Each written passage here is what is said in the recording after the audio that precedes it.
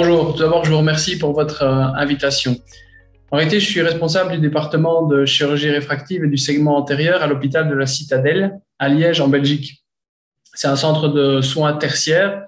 Donc nous prenons en charge des cas de chirurgie du segment antérieur complexes, mais également des patients qui sont référés avec d'autres pathologies oculaires, comme les pathologies rétiniennes.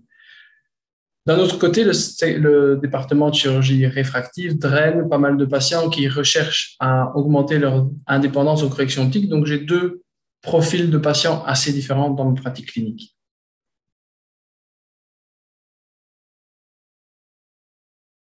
Maintenant, j'utilise le Ray One EMV depuis le début de l'année 2021. Actuellement, je propose l'implant MV à tous les patients qui ont un œil sain, indemne de toute pathologie oculaire. Je peux également le proposer à des patients qui recherchent une certaine indépendance aux corrections optiques, mais qui ne sont pas éligibles pour des implants multifocaux ou qui cherchent une solution moins chère, moins coûteuse. Par exemple, je peux le proposer à un patient âgé qui a un glaucome qui est bien contrôlé, sans déficit du champ visuel, sans perte de fibres significative. Je peux lui proposer l'implant EMV.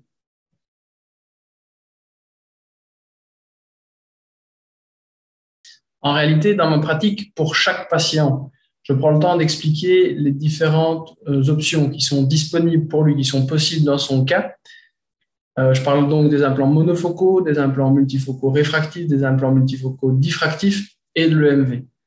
Pour l'EMV, j'explique que c'est un implant qui permet de conserver une très bonne vision de loin, qui permet d'avoir une perte limitée au niveau de la sensibilité au contraste, tout en donnant une vision intermédiaire fonctionnelle, bonne. Ça veut dire que dans la vie quotidienne, les patients peuvent s'attendre à être assez indépendants des corrections optiques, mais parfois d'avoir besoin d'une petite paire de corrections pour la lecture ou pour les activités de lecture. D'un autre côté, je leur explique aussi l'intérêt de la monovision qui va permettre d'augmenter la vision rapprochée tout en conservant une bonne vision de loin.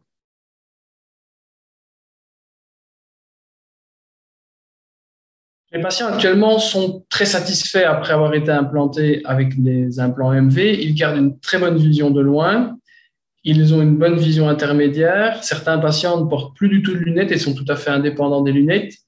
Les autres sont indépendants dans la vie quotidienne et portent des lunettes juste pour la lecture ou pour les activités vraiment de très près. En termes de chiffres, on peut estimer que l'acuité visuelle corrigée binoculaire de loin est aux alentours de 14 dixièmes. L'acuité visuelle non corrigée binoculaire est de 12 dixièmes et la vision intermédiaire, je la mesure aux alentours de 7 dixièmes, donc ça reste une bonne vision.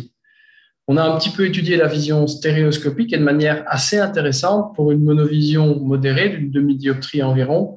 On n'a pas de trouble de la vision stéréoscopique induite.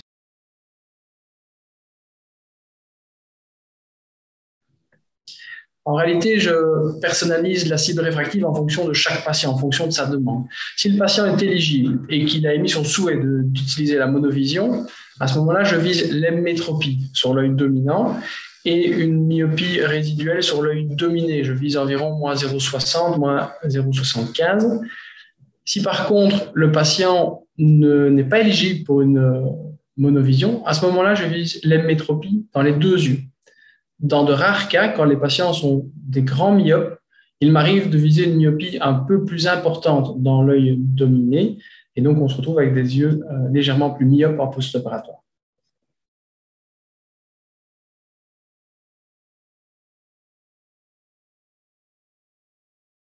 Également, quand je vise l'hémétropie, je prends l'implant le plus proche de zéro.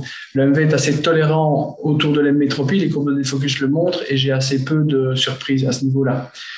Si le patient ou la patiente n'a pas d'exigence visuelle de loin, en particulier il ne conduit plus, il n'a plus d'activité à l'extérieur, à ce moment-là, j'aurais tendance à choisir le premier implant négatif. Mais sinon, c'est l'implant le plus proche de zéro.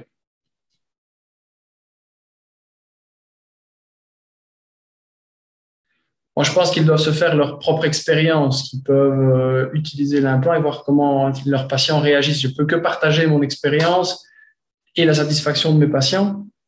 En réalité, en pratique, je passe beaucoup de temps pour expliquer aux patients les différentes techniques et choisir avec lui la technique qui va satisfaire le mieux ses besoins et ses demandes en termes de vision. Ça demande un peu de temps, mais je pense que c'est très important pour avoir de bons résultats. C'est probablement le seul conseil que je pourrais donner aux chirurgiens. Merci beaucoup pour l'invitation. Merci de m'avoir permis de partager mon expérience. Merci beaucoup. À bientôt.